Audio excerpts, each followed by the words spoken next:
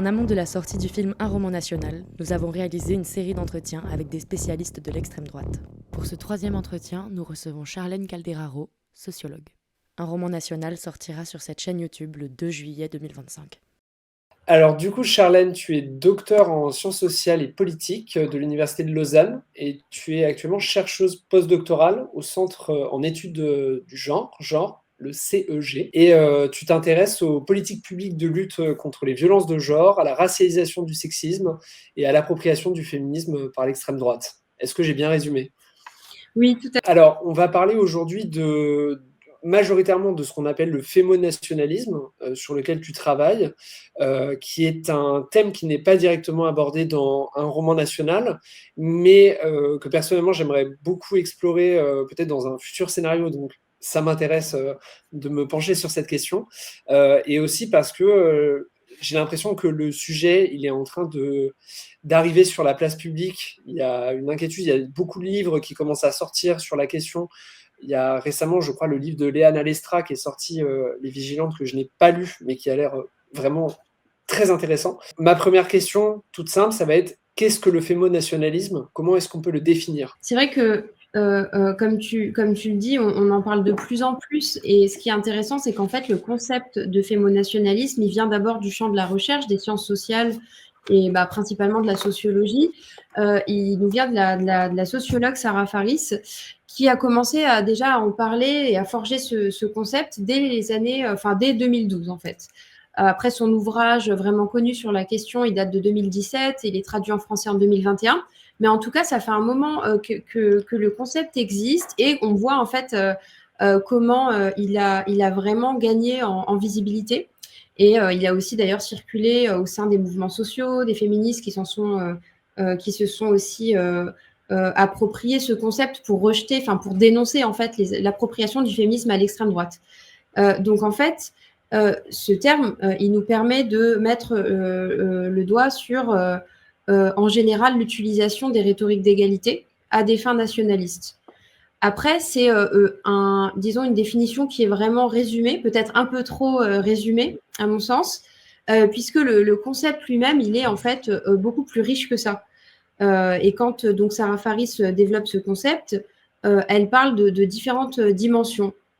Au-delà donc du fait que on l'utilise souvent pour parler de l'extrême droite qui va utiliser des arguments et des rhétoriques d'égalité entre les femmes et les hommes, le concept, il montre aussi qu'il y a une certaine convergence entre des acteurs, des actrices politiques qui sont en général opposés, mais qui peuvent se retrouver sur certaines thématiques qui vont avoir certaines dimensions d'exclusion, notamment raciale, au nom des droits des femmes. Et donc, ces trois acteurs dont elle parle, et qui, je pense, vont peut-être aussi nous occuper quelquefois pendant l'entretien, c'est en fait tout d'abord, évidemment, l'extrême droite, c'est le premier acteur auquel on pense, mais pas que. Donc, il y a aussi les gouvernements néolibéraux dans les différents pays qu'elle étudie. Et puis, enfin, certaines figures féministes ou fémocrates. Et là, je pense que c'est justement un point intéressant qui n'est pas forcément toujours attendu. Mais c'est que certaines figures qui sont censées, donc qui promeuvent les droits des femmes depuis l'appareil d'État, donc là c'est aussi ce qu'on entend par fémocrate, ça fait référence aux actrices du féminisme d'État et qui sont au sein des institutions, et qui en fait elles aussi peuvent participer à ce genre de rhétorique, ou en tout cas à ce genre de dynamique fémonationaliste. Donc on y reviendra peut-être plus en détail. En tout cas, c'est vraiment cette idée que ces différents acteurs et actrices se retrouvent plus ou moins ponctuellement sur certaines thématiques et que la défense en fait des droits des femmes va, dans ces cas-là, nourrir aussi en même temps soit des discours d'exclusion, soit même en fait des politiques d'exclusion. Et on pense très souvent à la question des limitations, des interdictions autour du port du voile des femmes musulmanes, par exemple. C'est un exemple de convergence entre certaines féministes et puis des acteurs et actrices beaucoup plus nationalistes. Donc, il y a cette dimension de convergence qui est centrale dans la question du fémonationalisme.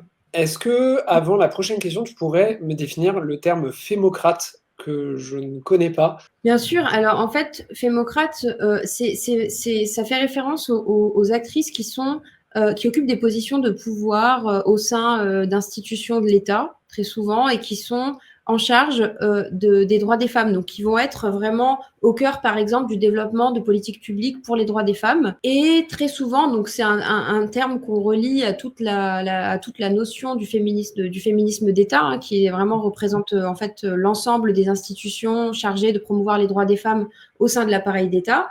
Les fémocrates sont un peu les actrices, les représentantes de ces institutions-là, en fait. Et elles ont, en fait, ça c'est un petit peu une définition descriptive que je donne là, mais après, en fait, elles ont aussi, finalement, ça peut changer en fonction des couleurs politiques au pouvoir, etc.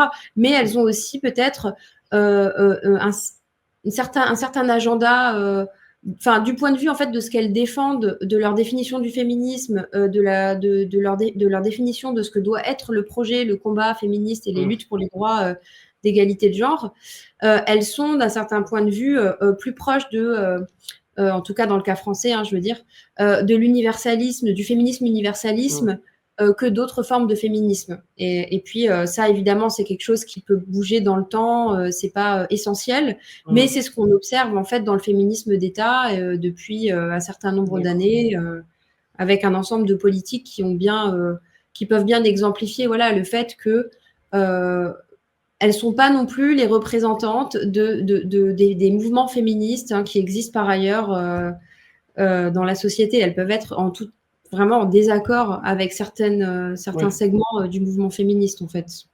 Comme en fait Marlène Schiappa à l'époque a peut-être été, du coup si on suit la définition que tu viens de me donner, la fémocrate la plus connue durant le pouvoir de Macron.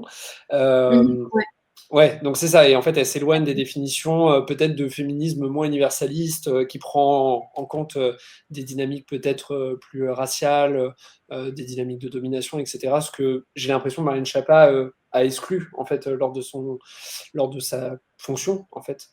Ok, Oui. C'est un terme qui est du coup super intéressant.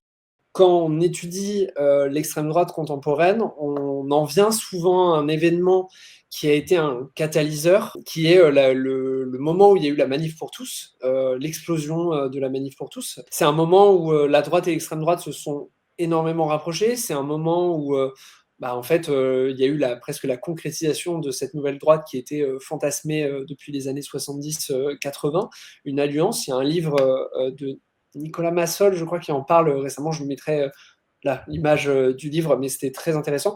Et du coup, la Manif pour tous, c'est aussi un moment où le fémonationalisme va se développer.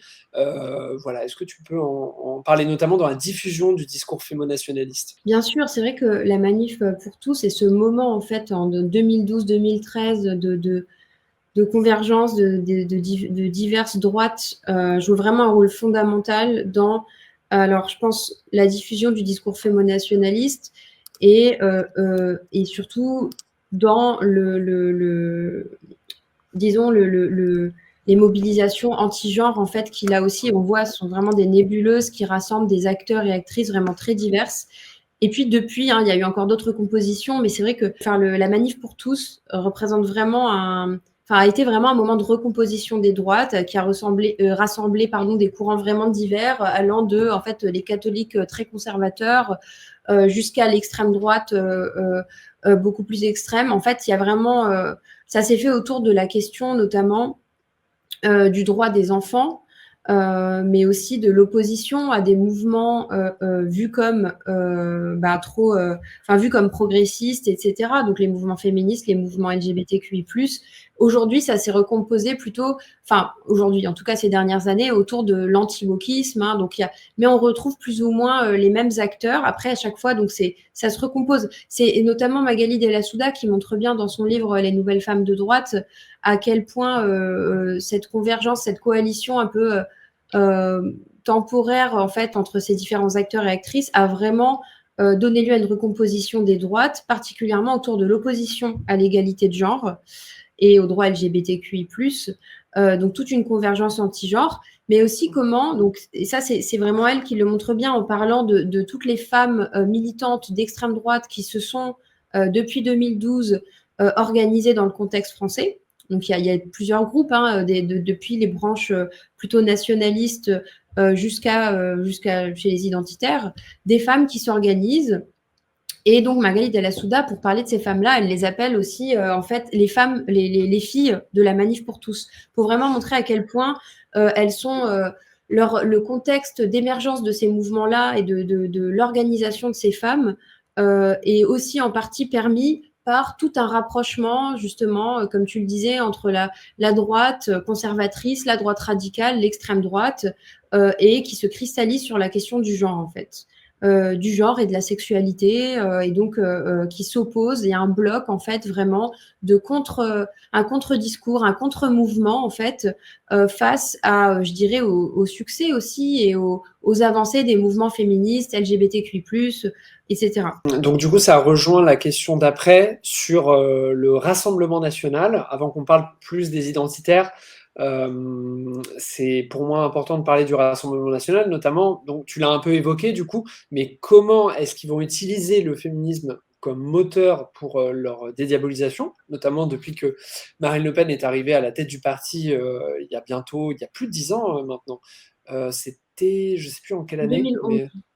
Ah ouais, ouais, ouais, ça date. Mais Mm. voilà, et comment est-ce qu'ils vont se réapproprier les avancées liées au mouvement qui ont été permis par les mouvements féministes, ou le mouvement féministe, comme on veut, notamment dans la reconnaissance et le traitement des VHSS, pour se normaliser. C'est une question qui est aussi abordée dans le film. Un roman national, du coup, s'interroge sur... bon, c'est plus les identitaires, mais leur capacité à réutiliser les avancées féministes à leur avantage, un peu comme ils utilisaient les méthodes de communication de la gauche à leur avantage. Aujourd'hui, on est dans une dynamique, j'ai l'impression, qui est assez binaire. Soit j'ai l'impression qu'ils vont justement réutiliser beaucoup d'acquis, soit ils s'en moquent complètement et ils tombent dans la grossièreté totale et la violence totale, un peu à la Trump, en fait. Donc voilà, c'est assez hétérogène, j'ai l'impression. Mais voilà, donc pour revenir sur la question du Rassemblement national, comment ils vont utiliser le féminisme à leur avantage, les mouvements féministes à leur avantage? Oui, je pense qu'ils le font de différentes manières, donc toujours principalement dans le discours, en fait, parce qu'après, au niveau de la politique, ça reste assez net le fait que, voilà, c'est pas vraiment... Enfin, ils sont pas les alliés des femmes, donc ça, faut toujours le rappeler, je pense, mais au-delà de ça, on observe quand même certaines, au niveau du discours, en tout cas, certaines formes de rhétorique féministes qui visent à utiliser les rhétoriques féministes toujours et avec une incorporation des questions de genre, principalement toujours de manière binaire. Questions de genre, j'entends par là les droits des femmes, en fait, et justement à opposer ces droits-là peut-être à d'autres droits qui sont aussi revendiqués par les féministes, par d'autres mouvements, qui sont des droits beaucoup plus pluriels, où le sujet politique n'est pas seulement la femme hétérosexuelle et puis occidentale, etc., mais qui est aussi en fait un ensemble de sujets politiques avec en fait différentes formes d'intersection entre les questions de genre, de racialisation, de migration, etc. Et donc ça, c'est vraiment un ensemble de revendications auxquelles ils s'opposent, et donc ils vont en fait réintégrer la question des femmes, cette fois-ci en opposition à des mouvements qui, selon eux, ne parleraient plus des femmes, mais parleraient en fait des trans, des personnes gays, des personnes migrantes, des femmes musulmanes. Et donc, ils jouent beaucoup sur cette rhétorique et sur, en fait, je pense, toute disons, la mobilisation très forte qui se dit anti-woke aujourd'hui et qui, en fait, sont les mêmes personnes qui composent les mouvements et en tout cas les discours anti-genre, etc. Et qui, en fait, finalement, il y a vraiment, du point de vue en tout cas du RN, l'idée que nous, on va défendre les femmes, les vraies femmes, face aux personnes qui finalement ne parlent plus vraiment des femmes, parlent de tout sauf des femmes. Il y a cette rhétorique-là. Et puis, par ailleurs, un des éléments à travers lesquels ils incorporent ces questions voilà, liées aux femmes, c'est à travers le prisme quasi unique, je dirais, de la sécurité des femmes. Donc il y a quand même, c'est quand même lié à un agenda aussi qui est très sécuritaire, hein, mais c'est que la sécurité des femmes, c'est l'élément principal. Ça, par exemple, depuis la pénalisation du harcèlement de rue en 2018 avec la loi Chiappa, eh bien le harcèlement de rue, on l'a vu dans les discours même en fait lors des dernières législatives.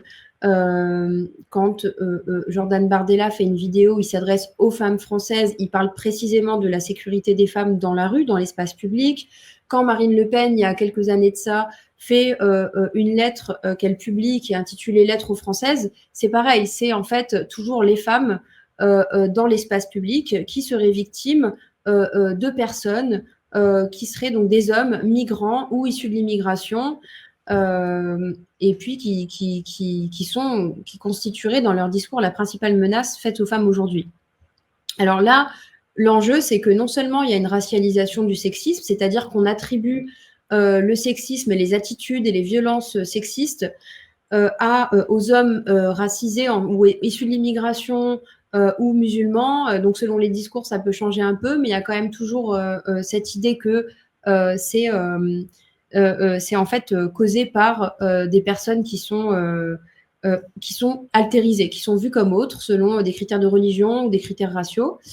Et puis, là où je pense que c'est important de dire que, qu'en fait, ils s'en servent d'une certaine manière hein, de ces questions de droits des femmes, c'est qu'il y a la racialisation du sexisme et de l'autre côté, l'autre pendant, c'est aussi quand on parle que de l'espace public, que de la sécurité, etc., c'est qu'en fait, on externalise les problèmes de violences sexistes et sexuelles parce qu'on racialise et que, voilà, on externalise, mais aussi, il y a ce côté où, en fait, on s'est vu comme un problème qui serait importé. Importé d'ailleurs, et ça rejoint, je fais voilà, exprès d'utiliser le terme importé parce que c'est aussi ce qui est utilisé aussi par les militantes les femmes d'extrême droite aujourd'hui, hein, quand elles parlent de ça, il y a vraiment cette idée que c'est pas un problème qui vient en fait des inégalités structurelles de genre qu'il y a dans notre société. C'est vraiment quelque chose qui vient d'une autre culture, qui vient des autres, c'est toujours altérisé.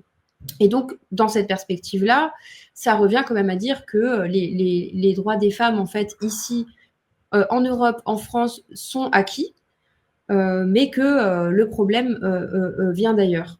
Et je pense que le Rassemblement national, dans sa rhétorique, utilise complètement cette idée que nous, on a acquis en France, les droits des femmes sont complètement acquis et qu'on va essayer de les défendre face à d'autres, et donc il faut lutter contre l'immigration, etc.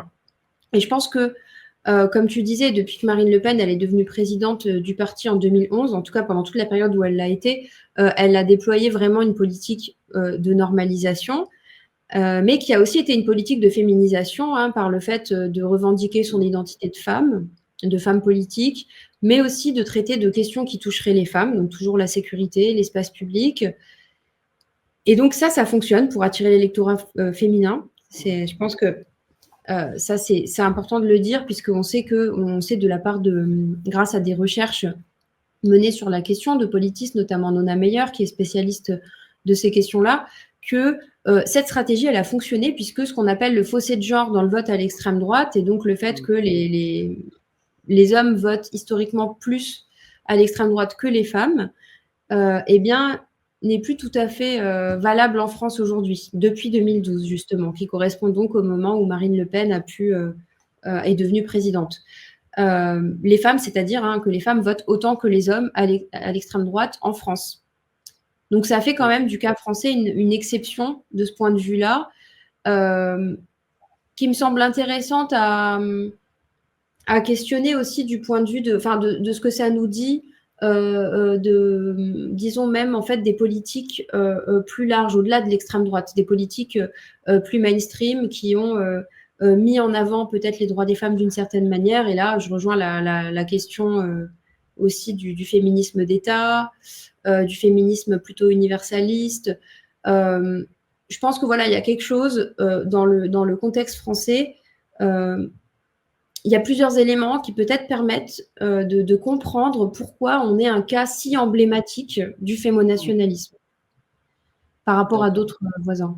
Pour rentrer peut-être plus dans la construction idéologique de tout ça, si je résume bien, l'extrême droite, donc cette extrême droite proche des thématiques identitaires et ce Rassemblement national qui, avec le temps, s'identitarise aussi peut-être dans son approche politique, va expliquer qu'il y a un problème structurel. Donc le problème structurel, c'est la venue de migrants et migrantes en France qui, en fait, vont fabriquer une sorte d'ensauvagement de la France, où concrètement, quand on sort dans la rue, on risque de se faire violer.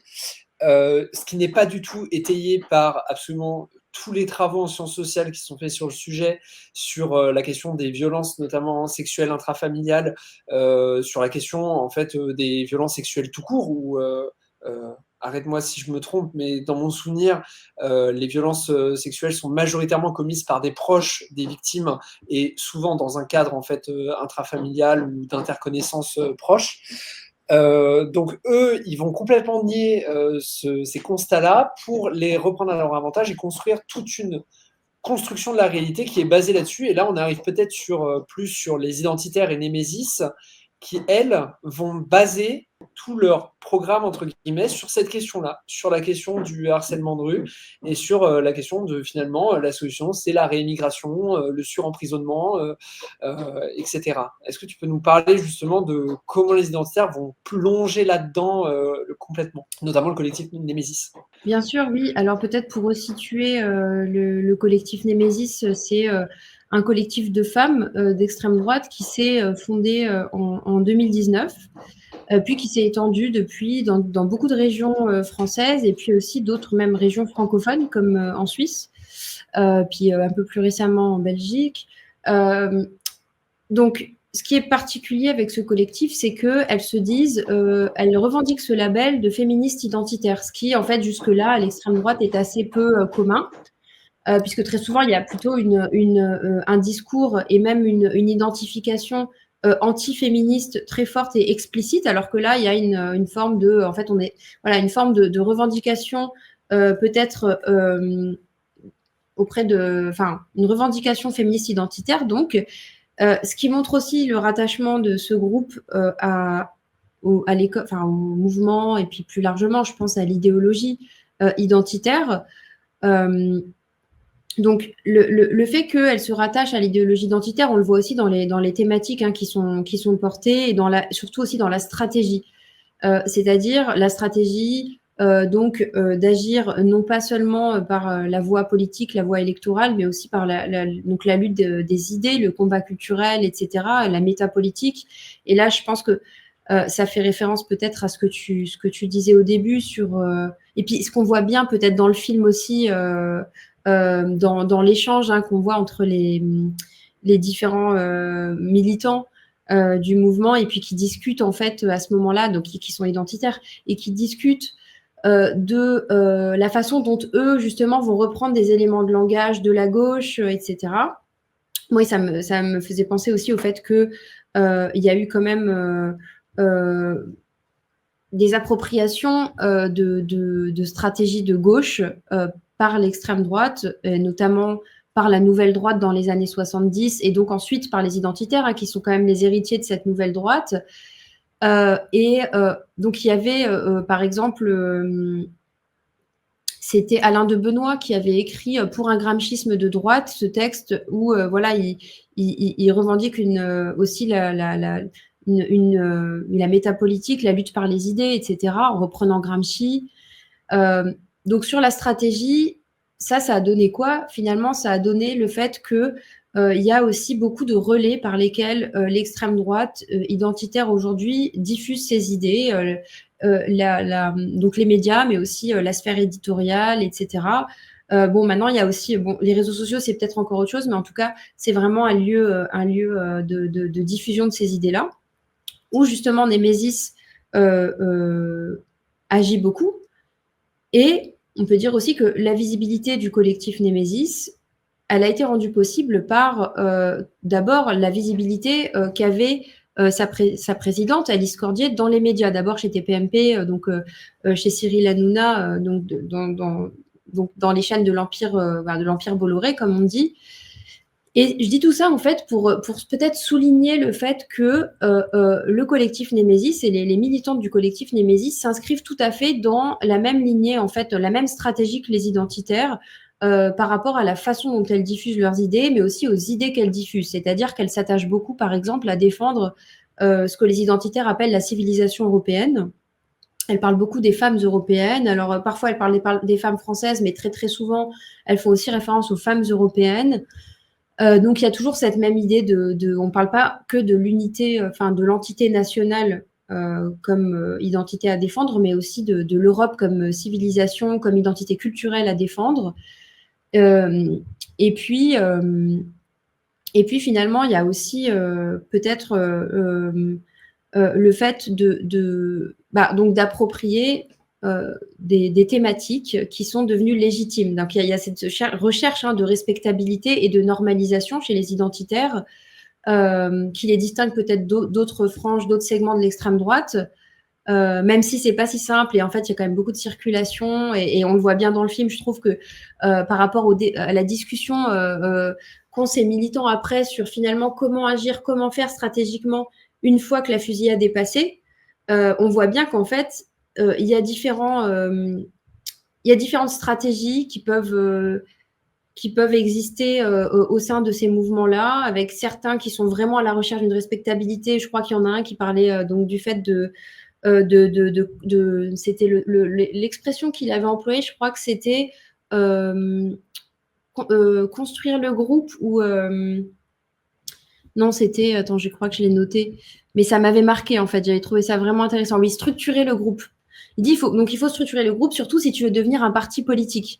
Et donc c'est intéressant parce qu'on voit bien le lien entre les mouvements militants d'extrême droite identitaire et puis peut-être le fait que leur lien avec les partis politiques et la volonté de respectabilité, la volonté d'entrer quand même davantage dans le jeu politique au sens strict est quand même très présent.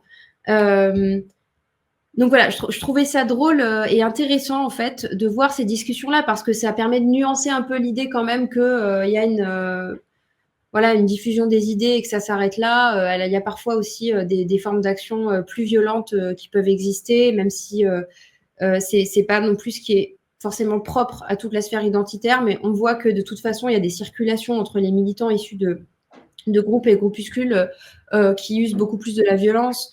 Et je trouve que c'est vraiment bien travaillé dans le film. Et comment ça coexiste avec le projet de normalisation. Et là vient aussi la question des groupes comme Némésis ou... Désolée, j'ai fait tout un détour avant de te répondre. Mais je trouve ça intéressant parce que on voit comment ils utilisent aussi des éléments de langage féministes, l'écriture inclusive, etc. Mais on voit vraiment comment là, eux, à ce moment-là, ils sont dans le fait d'utiliser ces éléments pour se présenter au monde comme respectables et comme ayant intégré un certain nombre de critiques issues des mouvements féministes et du fait que finalement ces normes se sont développées, liées au succès aussi des mouvements féministes et que donc après, il faut aussi intégrer une partie d'entre elles dans l'image publique qu'a le groupe. Chez les militantes de Némésis, je pense que c'est vraiment différent parce que la raison d'être de leur collectif, la manière dont elles le présentent et dont elles font sens de la création du collectif, c'est centralement lié à la question du harcèlement de rue et aux violences de genre dans l'espace public. Donc là, j'en viens à la deuxième partie de ta question sur finalement le harcèlement de rue qui occupe vraiment une place centrale. On le voit, donc dès qu'elles se sont créées, elles ont fait des premières actions, notamment avec ces stickers qu'elles ont un petit peu visibilisés notamment dans l'espace public, mais aussi sur les réseaux, où elles reprennent, il y en a un où elles reprennent notamment le hashtag horrible du mouvement identitaire allemand Pegida. Le hashtag, c'est Rape Refugees Not Welcome. Donc, c'est une utilisation du hashtag Refugees Welcome, où elle transforme Refugees en Rape Fugees, donc en faisant référence au fait que les réfugiés seraient des violeurs en puissance. Et elles utilisent ce sticker où en fait on voit une femme blonde qui se fait qui essaye qui est en fait coursé par un homme visiblement musulman et un homme noir. Donc ça, c'est un sticker qui est assez représentatif de la façon dont elles conçoivent évidemment le harcèlement de rue, hein, comme étant le fait d'hommes non blancs, musulmans et ou migrants. Mais je pense que ça pose aussi en fait le fait que le harcèlement de rue, justement, il occupe une place centrale et que les autres violences sexistes et sexuelles, elles en parlent de temps en temps, mais c'est clairement pas le cœur de leur combat, parce que pour elles, de toute façon, le principal problème qui touche les femmes aujourd'hui, c'est l'espace public. Ce serait de ne pas pouvoir sortir librement, de ne pas pouvoir s'habiller librement, etc. Et là, pareil, il y a vraiment cette idée que, à part cette violence-là, ça peut arriver de subir d'autres formes de violence dans la famille, etc. Mais ça, ce ne serait pas un problème d'inégalité ou de patriarcat, parce que selon elles, ces inégalités-là de genre dont parlent les féministes, en fait, elles n'existeraient plus, tout serait déjà acquis. Et donc, c'est là que je pense qu'il y a une forme de post-féminisme dans ce qu'elles défendent, puisque voilà, le problème, ce serait presque vu comme un problème résiduel, en fait. Le problème résiduel que subiraient les femmes occidentales, les femmes qui vivent en Europe aujourd'hui, c'est le problème de l'espace public. À part ça, il n'y a pas de problème.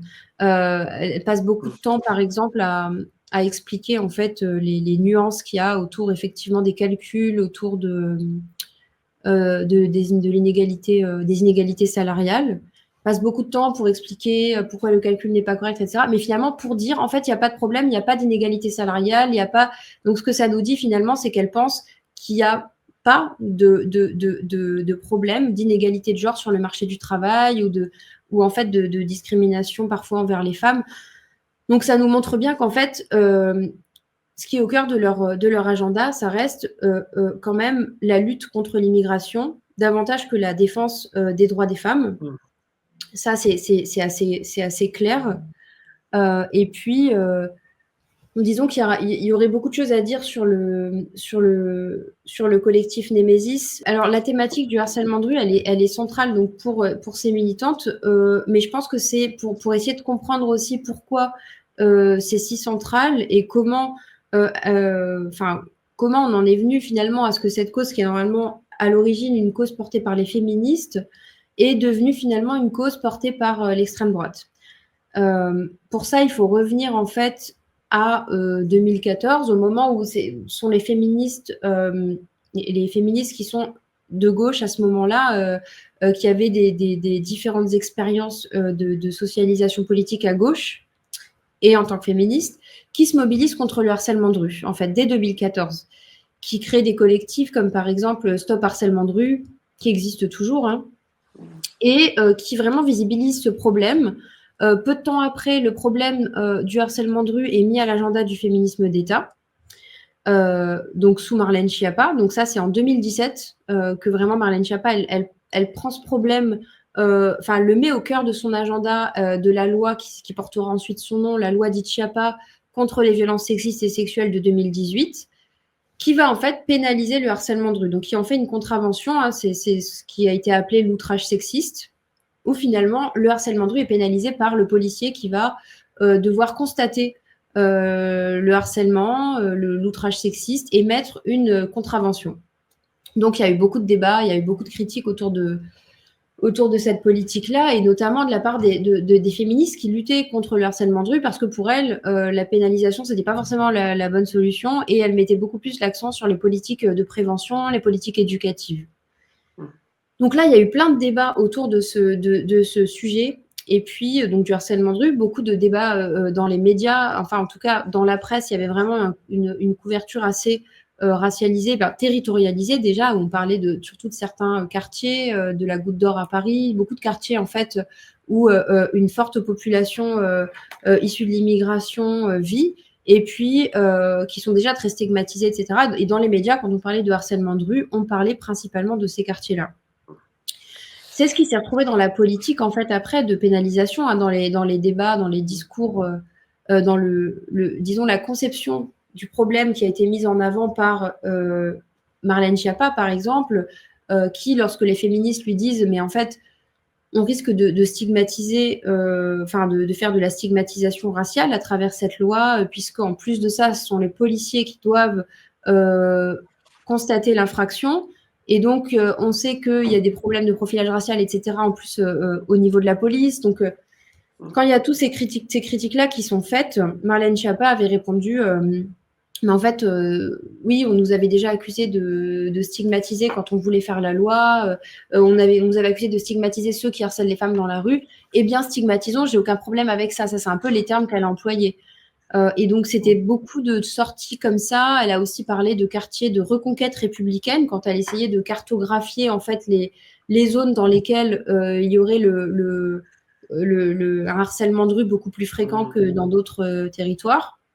Donc, il y avait vraiment, on a lié la question de la violence dans l'espace public et du harcèlement de rue à la question, en fait, de l'identité nationale, de ce qu'elle a appelé quand même la reconquête républicaine. Donc, c'était vraiment très, très fort, hein, la façon dont ça a été cadré par les politiques à ce moment-là.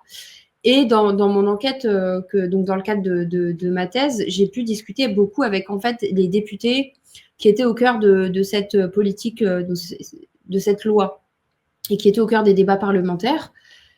Et effectivement, lorsqu'ils parlaient du harcèlement de rue, beaucoup ont fait référence, en fait, à la fois au territoire, comme manière finalement de cibler certains groupes qui vivent dans ces territoires, donc parler de quartiers populaires, etc., où les femmes, en fait, n'auraient pas un droit d'accès.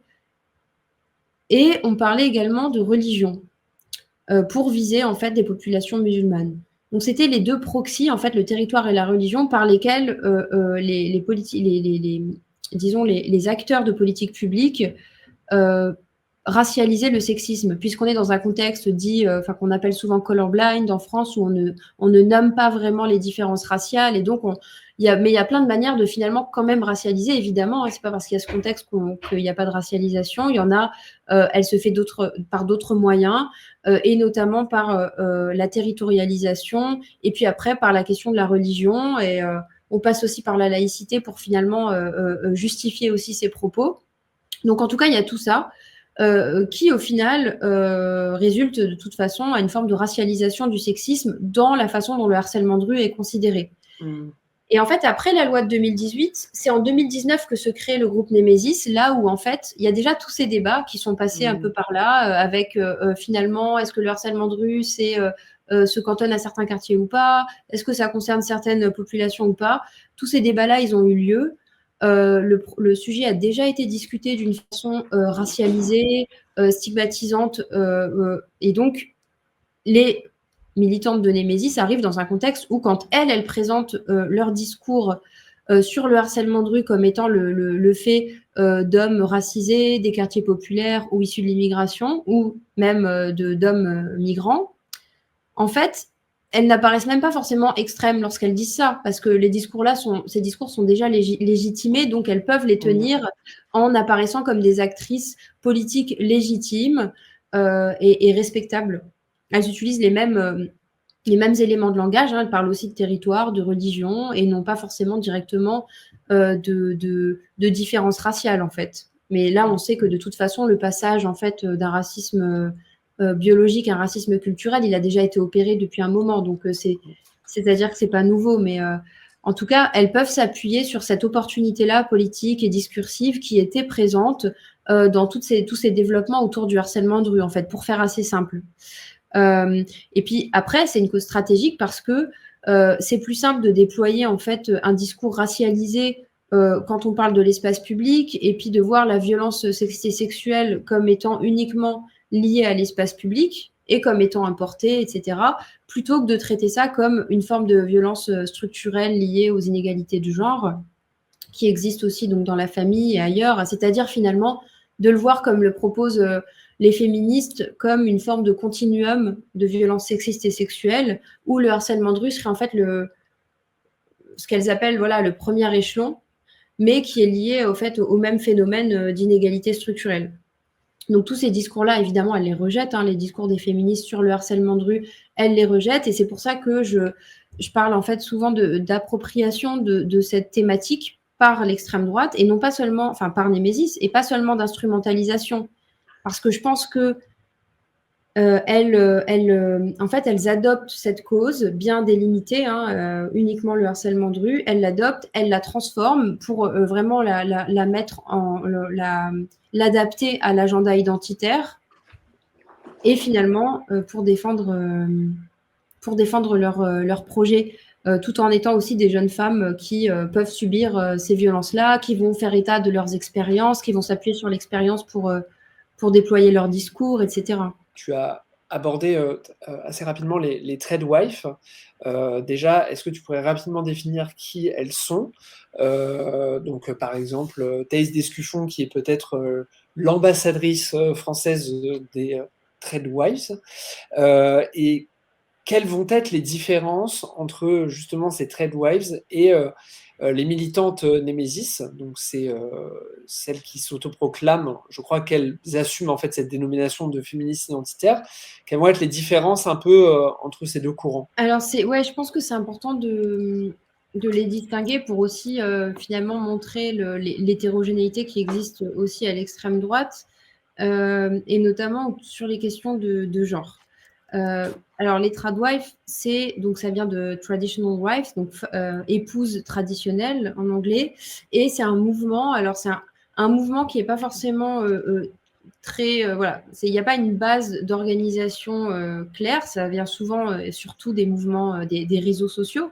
À la base, notamment aux États-Unis, il y en a beaucoup aussi en Angleterre, mais c'est vraiment ce phénomène qui part des réseaux sociaux, avec une valorisation d'un retour au modèle de la femme au foyer. En gros, ça c'est vraiment central. Ce sont des femmes qui montrent en fait leur quotidien de femme au foyer, et qui par là réaffirment des rôles et des normes de genre très traditionnelles, de femmes qui sont vraiment dédiées à leur foyer, leurs enfants, leur mari, donc dédiées aux tâches ménagères, à la cuisine. Et qui là, en fait, parfois, on peut voir chez certaines d'entre elles, c'est en fait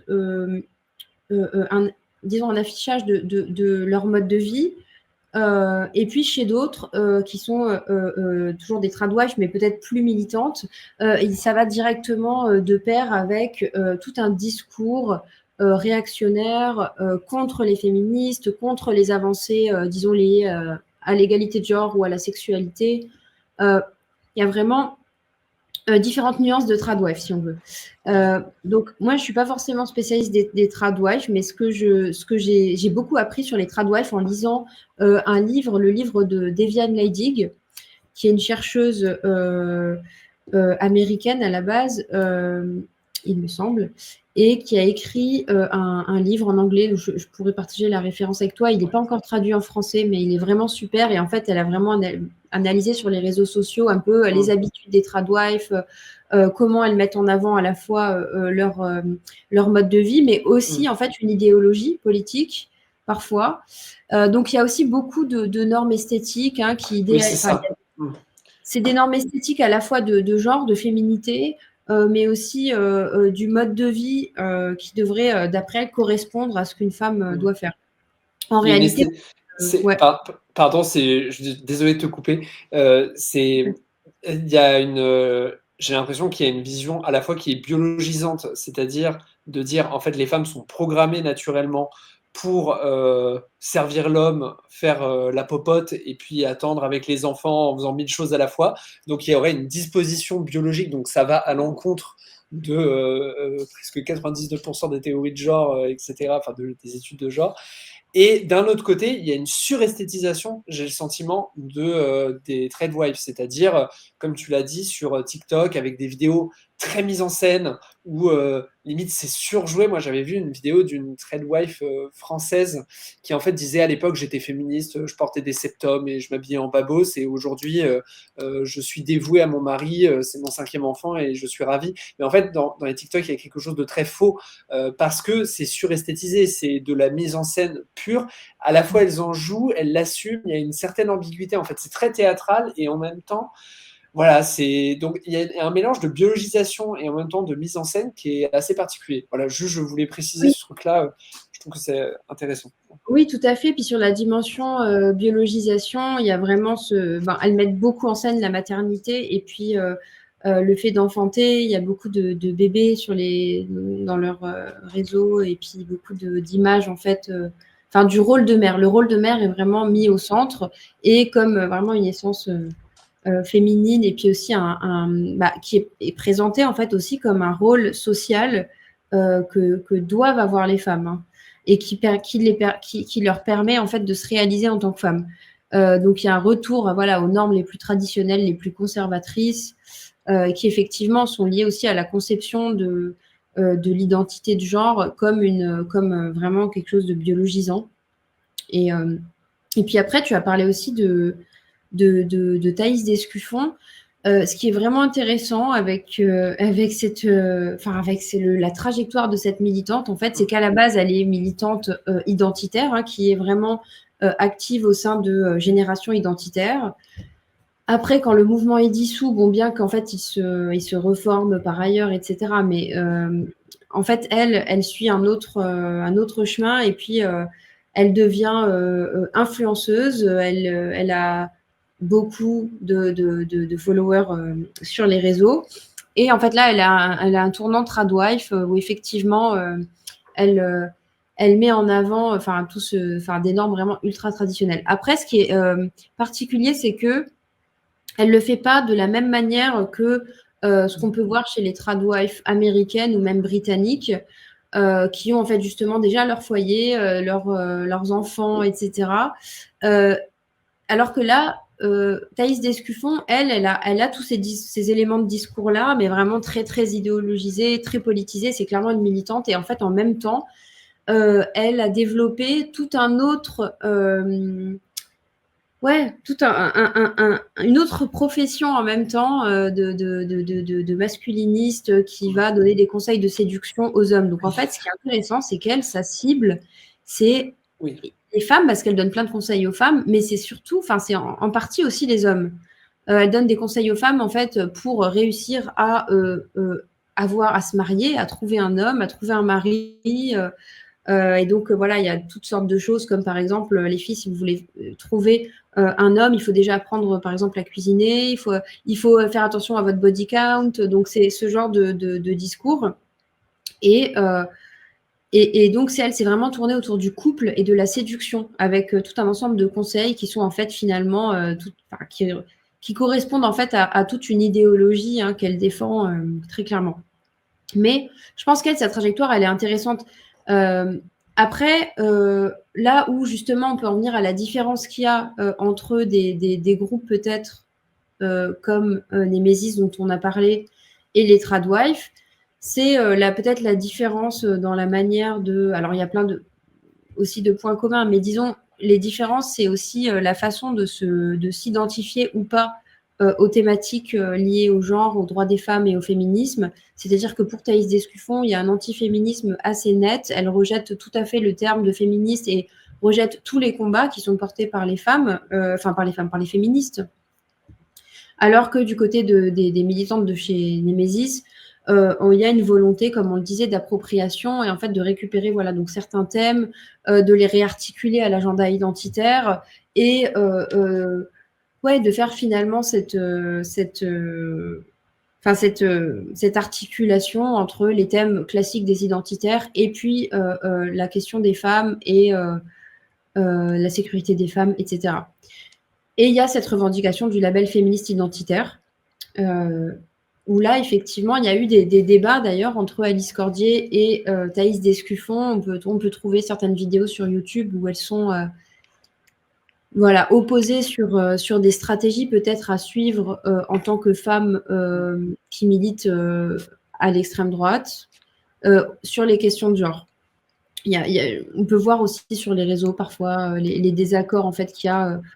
Mais en fait, moi, je trouve ça vraiment important de souligner ces différences, non pas en fait pour dire ah mais en fait regardez, il y en a qui sont quand même féministes et puis d'autres qui sont antiféministes, plutôt pour dire que Là où en fait une personne comme Thaïs Descuffon, on peut tout de suite la catégoriser, voir qu'elle est foncièrement antiféministe et qu'elle défend très clairement une vision mais ultra conservatrice des femmes, de leur rôle et de leur rôle qui est en fait cantonné à la sphère domestique, etc.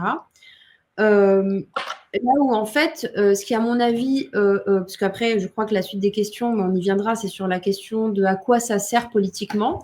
Bah là, il me semble que des militantes du collectif Némésis ont un discours en fait qui est, à mon avis, beaucoup plus rodé, beaucoup plus insidieux sur le fait que elles vont chercher en fait à attirer certaines femmes avec certaines thématiques qui touchent les femmes, en sachant qu'effectivement le mouvement MeToo est passé par là et les militantes de Némésis, elles vivent pas en fait en dehors de tous ces développements-là.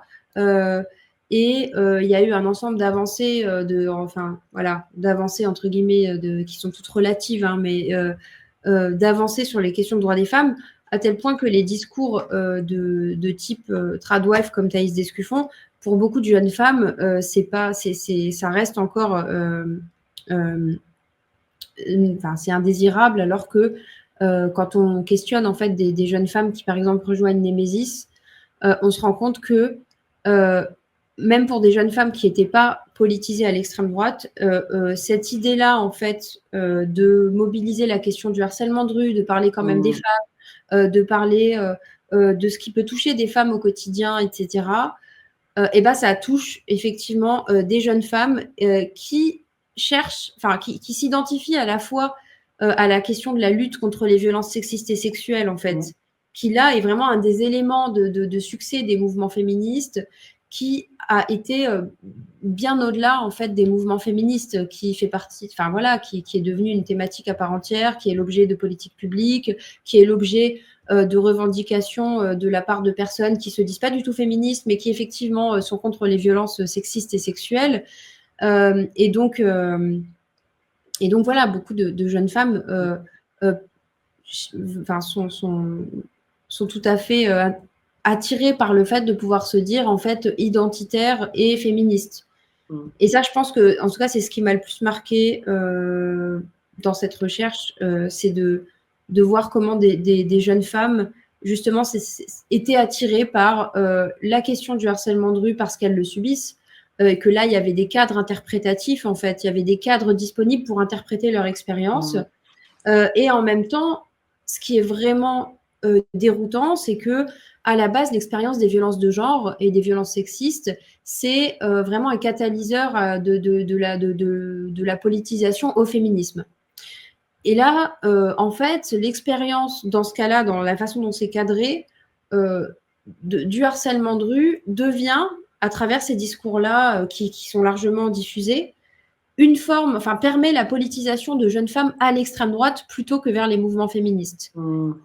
Et donc, c'est là que je pense que c'est beaucoup plus fort et insidieux, en fait, et ça doit beaucoup plus, je pense, nous préoccuper, ce type de reconfiguration-là idéologique et d'appropriation, plutôt que les mouvements tradwife, en fait, qui, bien sûr, sont à dénoncer, hein, mais qui me semblent moins porteurs politiquement par rapport à la question des femmes des femmes et de l'attrait pour les idéologies d'extrême droite.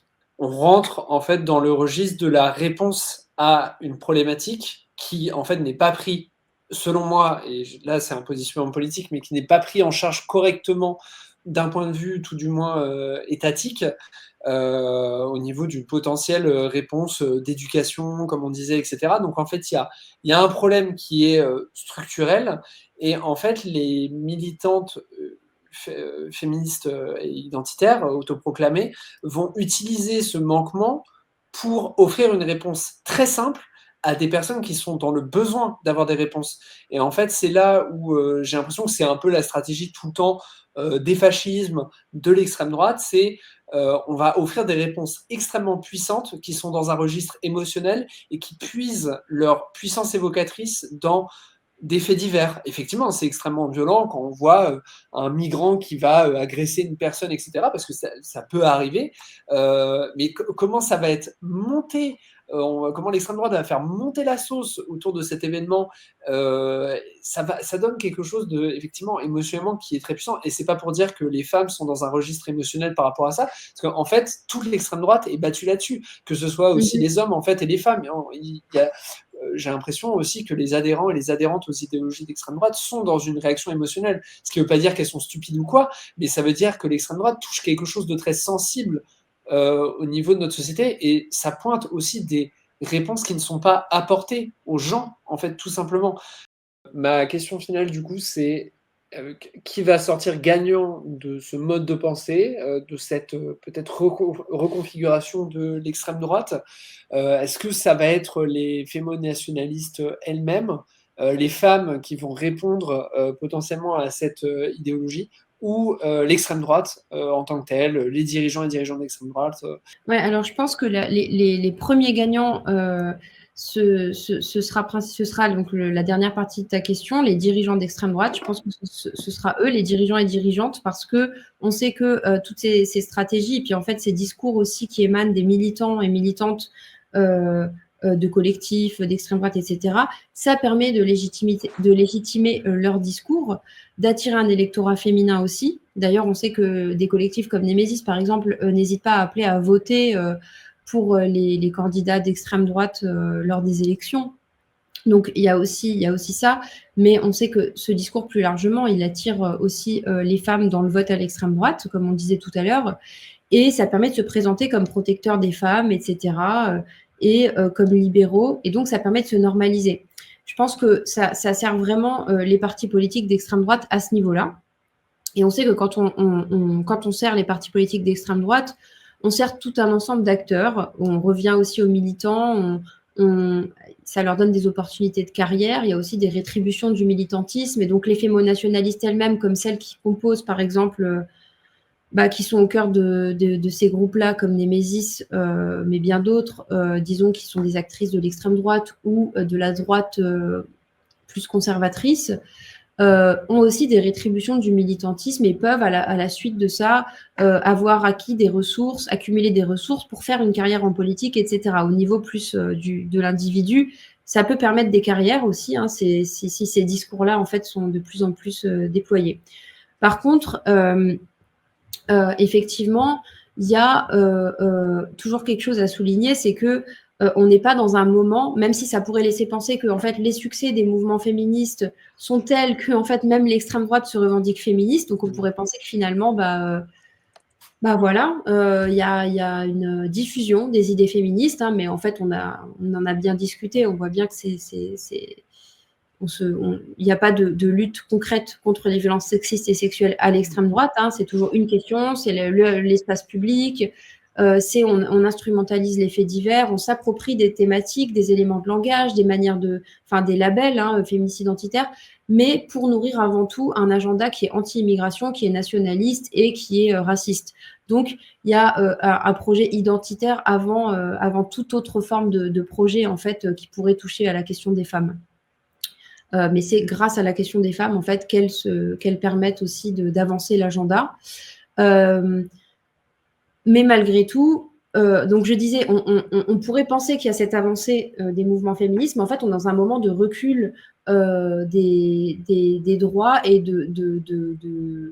on est dans un moment où les stéréotypes de genre sont vraiment très forts, notamment chez les jeunes, avec les enquêtes qu'il y a eu plutôt récemment sur les jeunes générations et l'écart qu'il y a, c'est assez alarmant. Enfin, l'écart qu'il y a entre ce que pensent les jeunes hommes, ce que pensent les jeunes femmes par rapport à la question de l'égalité, des stéréotypes de genre, etc.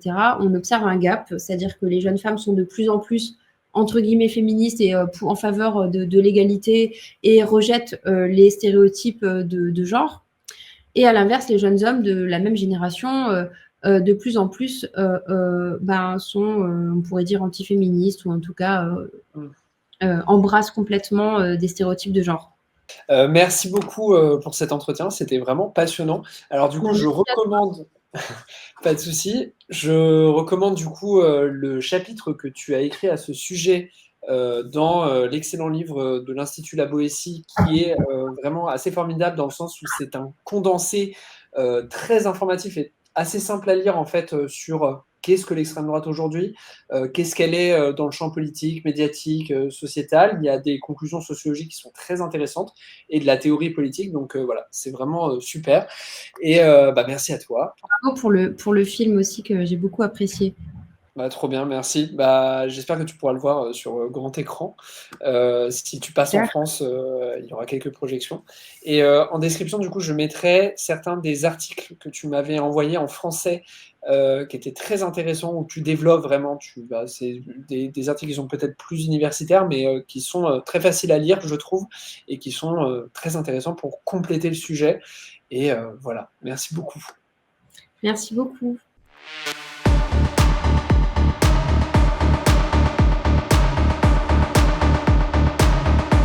On reconnaît que Damien Cordonnier faisait partie du groupe. Par contre, il a agi tout seul, d'accord ? C'était un loup solitaire. On dit qu'il était jeune, violent, névrosé, l'inverse de nous.